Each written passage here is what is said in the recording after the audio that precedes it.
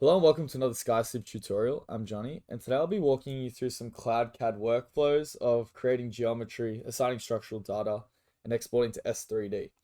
Now, at our most basic level, this is our canvas. This is where all geometry is created. Now, before I start drawing anything, I just want to show you a couple of things. Now, the first one is controlling our canvas. So here we have our canvas units, swap between metric and imperial here. You can also change our grid size here. So default is set to 5,000. You can drag this, you can type in whatever you would like. I'm going to stay with 5,000. You could also turn this completely off if you would like. Another thing that I think is very important and should be on by default for all new users is detailed instructions. These detailed instructions, you can see them up the top. It's this create, move, copy, operations.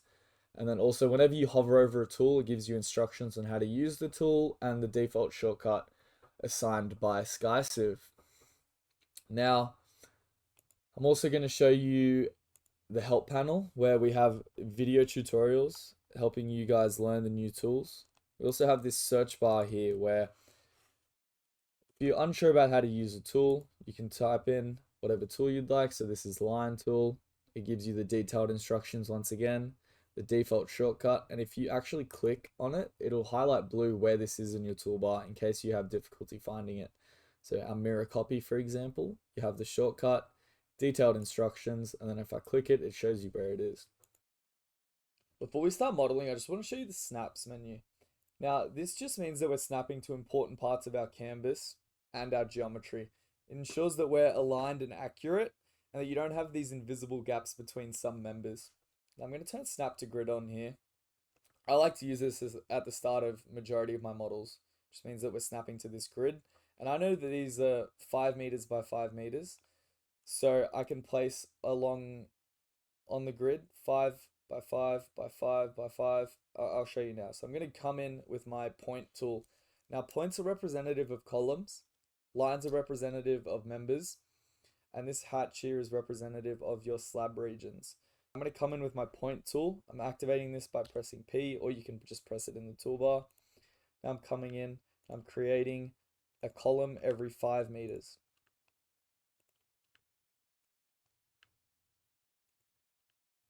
So now that this is done, we can turn snap to grid off. I'm going to now show you this canvas system here. So this is now our first floor or our ground floor. If I duplicate this canvas now, we have exactly the same columns, same spots, just going 3 meters upwards. I'm just going to show you the elevations now as well so you can see this.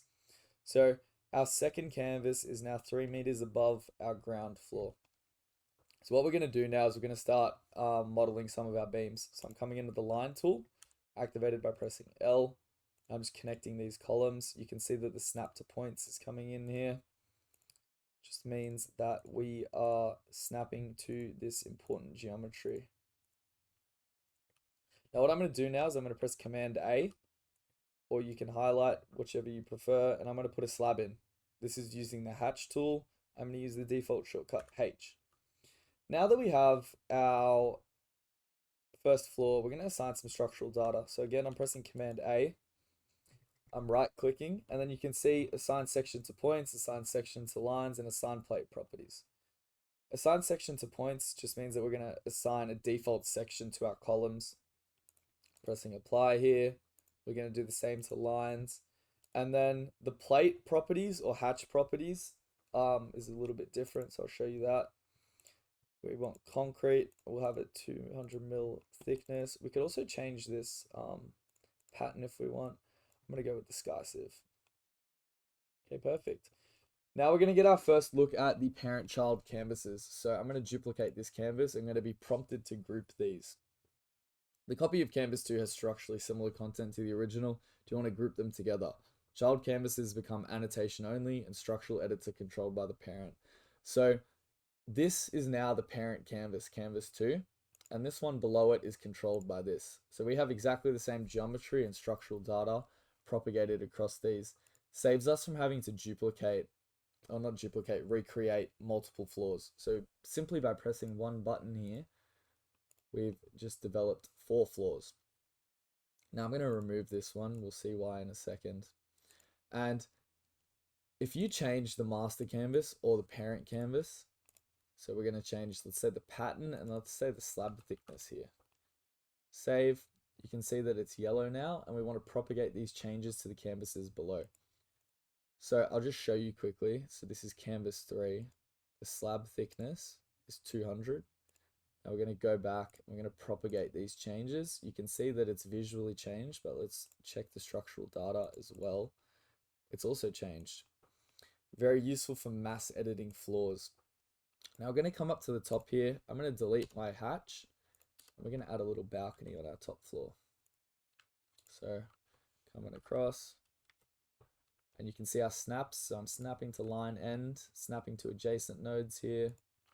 It's also useful to press shift. It locks you into the X or the Y axes. Okay, we're all connected. Now I'm highlighting, I'm hatching again. Let's make it match with 250. Concrete. And then we also just need to ensure that we've placed new lines. We need to make sure that they have structural data turned on. So now we have a multi-floor building created relatively easily. We also want to make sure that the normal axes that we're exporting to S3D on is to Y. So that just means that we want these floors put upwards, not on the X or Z axes. Before we go to S3D, we just need to assign one more thing. So I'm going to come back to Canvas 1. I'm going to press Command A. I'm right clicking and I'm just assigning supports to the base of our columns. I'm just going to go with fixed here. Now, another really useful thing, if you're unsure of any structural data that you have assigned, you can examine structural data for each floor. So you can come in here, you can see the structural data assigned to lines, which are again are our beams, the points. You can see supports, but there's no supports here, and our hatch. So I'll show you on the base level. There's no structural data on lines, points, supports. You can see hatches. There's no hatches. So we're now going to export to S3D. And as you can see, our model has come across very nicely here. Everything's intact. And now at the most basic level, that is how CloudCAD can be utilized to model geometry effectively and then exporting to S3D.